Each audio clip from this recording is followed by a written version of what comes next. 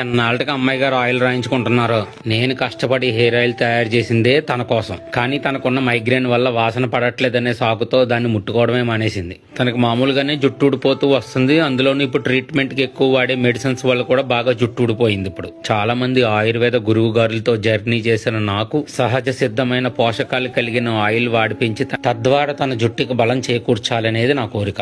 ఎన్నో వ్యయ ప్రయాసాల తర్వాత ఈ శివాని వాళ్ళ హెర్బల్ హెయిర్ ఆయిల్ వాసన అనూకి పడడం అండ్ నేను కూడా వీళ్ళ హెర్బల్ కాంపోజిషన్ తో సాటిస్ఫై అవడంతో తనకి రాయడం మొదలు పెట్టడం జరిగింది. 20 రకాల హెర్బల్ కాంబినేషన్ తో కరివేపాకు బేస్ స్మెల్ గా అనిపిస్తూ తనకి హాయిగా ఉంది. ప్రస్తుతం మనం ఉన్న ఈ పొల్యూషన్ అండ్ స్ట్రెస్ కాలంలో కేవలం కొబ్బరి నూనె ఒకటే వాడటం ఏమాత్రం సరిపోవట్లేదండి.